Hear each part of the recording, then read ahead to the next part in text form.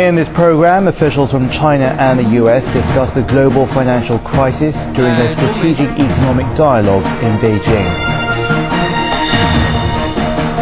Meanwhile, the US Federal Reserve Chairman urges more government intervention to bring more stability to the housing market. India heightened security after new warnings of terrorist attacks from intelligence agencies. And we'll also bring you this story. Israeli soldiers forcibly evict 250 settlers from a disputed house in the West Bank city of Hebron.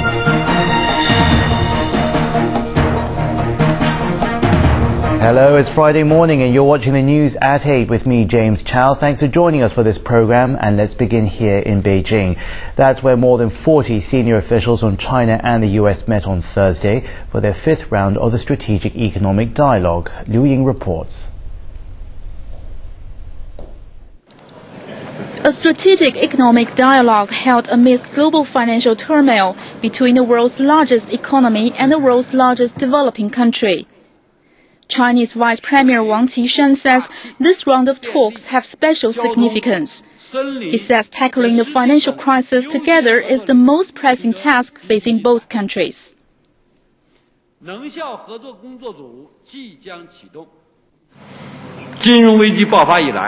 Since the financial crisis broke out, China has been taking an active part in international cooperation in a responsible manner and has backed the U.S. efforts to stabilize the financial markets.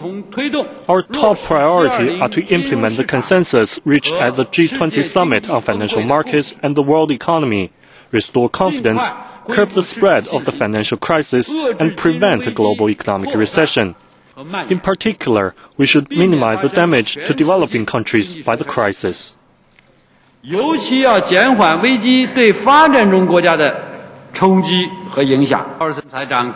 Vice Premier says China's efforts to maintain fast and stable growth contribute to restoring global financial stability. U.S. Treasury Secretary Henry Paulson says fostering direct engagement with China through the dialogue mechanism is key. We have learned that engagement works, that engagement can help achieve meaningful, tangible results that would not have been possible otherwise.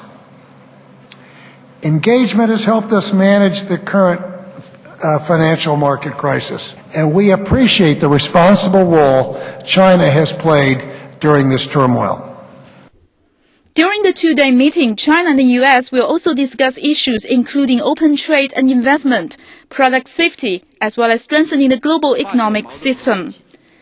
Talks this time take place against the backdrop of a world economy in crisis and a U.S. administration that's due to change in a matter of weeks. For these reasons, analysts say both sides are likely to steer clear of the euro-thorny issues, such as speeding up the appreciation in China's currency. Instead, what is likely to take center stage is how they must work together to tackle what could be a deep and painful slowdown. Liu Ying, Liu Xiaonong, CCTV, Beijing. Let's go to other news now. US Federal Reserve Chairman Ben Bernanke is calling on Washington to ramp up efforts to stem soaring home foreclosures. He blames these for feeding into America's deep economic troubles. This next report from Yang Weihan. At a Fed conference on housing, Bernanke stressed the importance of reversing the growing trend of foreclosures because it is integrally linked with the health of the U.S. economy. Although a flurry of actions has been taken to ease the housing crisis, he said foreclosures still remain too high, with adverse consequences for homeowners, lenders, and the broader economy. Weakness in the housing market has proven to be a serious drag on the overall economy. Likewise, a slowing economy has in turn reduced the demand for houses, implying a further weakening of conditions in mortgage and housing markets. But Bernanke does not expect a government intervention specifically aimed at boosting sagging home prices. He said the government should instead take steps to improve the functioning of the mortgage market. This will allow more people to secure home loans and help stabilize the housing market. I don't think we would be either willing or able to target house prices. I think that would probably be an impossible thing to do given the size of the national housing market. But I do think we can act to try to improve, in particular, the functioning of the mortgage market, and through that allow more people who want to buy homes to get the financing, and that itself would help stabilize the market without avoiding what is in fact a necessary adjustment in prices to get affordability back to a more normal level. Bernanke also outlined a number of other options to reduce foreclosures.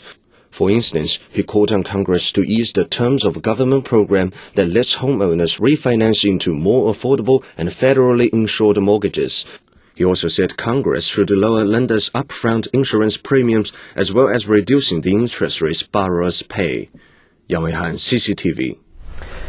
Over in Moscow, Russian leader Vladimir Putin has met the public in a question and answer session. It was the first time he'd done this in his current capacity as Prime Minister and head of the ruling United Russia Party.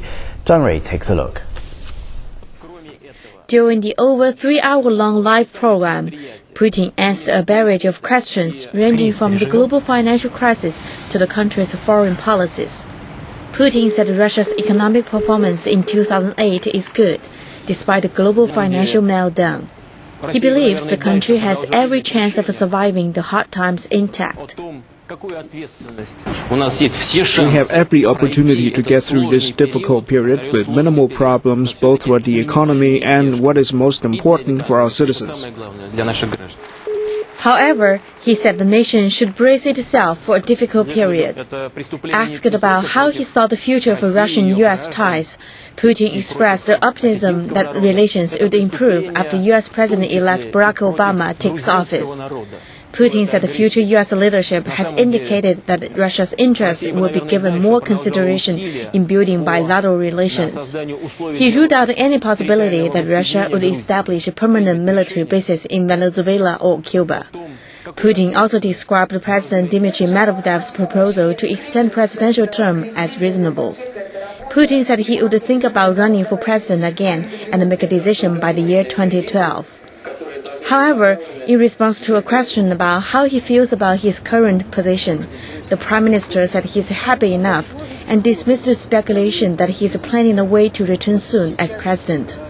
Putin adds that his partnership with Medvedev has been very effective. Zhang Rui, CCTV. Let's stay nearby and go head over to Finland. Foreign ministers from the Organization of Security and Cooperation in Europe have come together for their annual meeting, this time in Helsinki. As we see in this next story, they debated Russia's proposal for setting up a new European security pact. Zhang Rui has that. Finnish Foreign Minister Alexander Stubb, who currently holds the organization's rotating chairmanship, said he and his OICE counterparts held a frank discussion on the proposal on Thursday.